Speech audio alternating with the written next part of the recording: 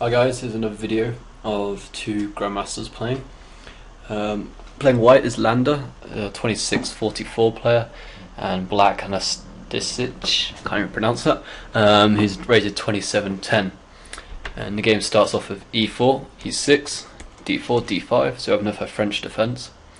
And after knight c3, bishop b4, and we have the winnower variation, e5, c5, bishop d2. Okay, so we have a sideline variation of winnower. This bishop d2 line seems to be proving rather popular these last couple of months and years.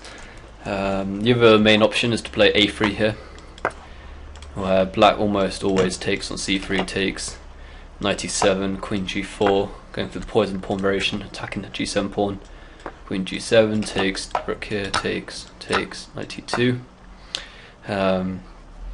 Okay, and now knight c6, attacking the e5 pawn, and now f4, bishop d7. Now, as soon as the queen comes back to d3, black tends to then take on c3, knight takes c3, coming into b5, a6, and then white tends to go for a little cheapo here, rook b1. You know, knight a5 is the best move, but if black plays castles, this is a really bad move, and I'll give you a minute to pause the video to see how white should win here. Okay, so the reason castle and queen side is really bad is now it allows queen takes a6. Now if the pawn takes, bishop takes with check, and the rook controls the whole of the b file, so the only move black can play here is queen b7, sacrifices queen, and say after something like let's play bishop takes b7 check. White has just got three pawns up basically for nothing. So yeah, you don't want to be falling for that. So if they play rook b1, then you have to play knight a5 first, and now you can castle next move because the knight can always drop back to b7 in that line where they try to take on a6. Okay, so now white tends to go with h4, getting this extra pawn advantage and get it down the board.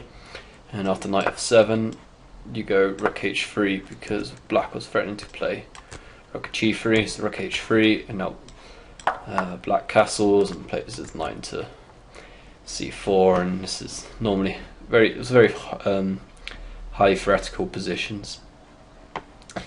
So in the game, bishop d2 is played, now knight e7, knight b5.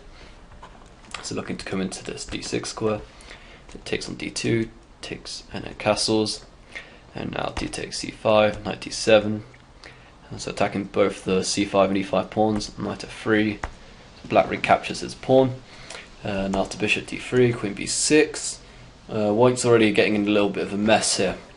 It seems this knight move hasn't really achieved much, you know, because normally put the knight here, you want to come into d6, but that's only ever good if there's a king there to check. Putting a knight on here now seems pointless because if you go 1, 2, 3 moves just to exchange a bishop, and this is what black's bad bishop because it's blocked in by just two central pawns, and so you're wasting 4 moves just exchanging off a potentially good piece for white for one of black's worst pieces, and it's well known in the French defence. And already black's threatening to play a6 here, and then the b2 pawn is hanging after the knight retreats. So white decides he has to play rook b1, which is a rather ugly looking move. And now play continues, knight takes d3 check, queen takes d3, bishop d7. So attacking the b5 knight, and now preparing to put a rook on the c file. Knight c3, rook ac8, castles, rook c4, and already black's position's looking really good. This rook's very passive, this rook's not even in the game, this pawn has happened to be defended by this rook, so which is making it passive, and now black's just going to double up his rooks on the c file, and put his knight on f5 or g6, and he's got a very active position. Okay, so white plays knight e2, I guess coming into d4, so you play c3 and d4, and he gets a nice outpost. And now black plays knight g6, and after knight e d4, white blunders here. It's a move now for black, which wins, well, 2 moves. It's 2 moves sequence. So you play the first move and then after the next move, black then wins. So if you want to pause the video, I'll give you time to do that. Okay, so the winning move here is knight f4.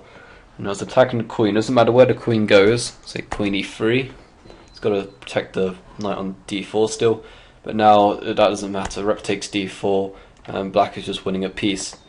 Okay, so let's look at the options. If knight takes d4, then queen takes d4, and now after queen takes d4, knight e2 check, king has to move in the corner, and now knight takes d4, and black has 2 pieces for a knight, which is pretty easy to convert into a win. The 2 pieces against a rook is almost always better.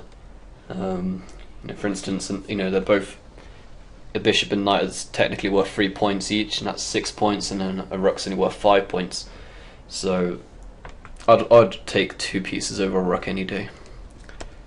And if he plays queen takes d4 first, this is even worse, because now after knight e2 check, and let's go in the corner again, and now knight takes queen, and black has just won the white queen, and this is just lost for white as well.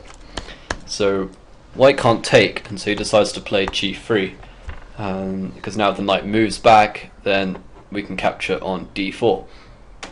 But now here comes rook e4, and the queen's attack, so after queen takes b6. Now if a takes b6, then white's still in the game if g takes f4.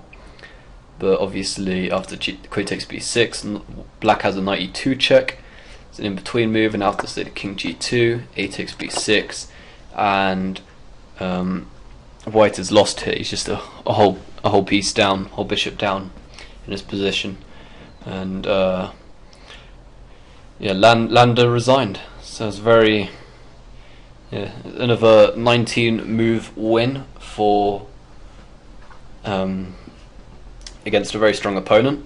Which is strange, because in my previous video I was showing Ponomari off against Ivanchuk, Ponomari managed to beat Ivanchuk in 19 moves as well, in a rather interesting game. And that was a French Tarish. So yeah, thanks for watching, and I'll see you next time.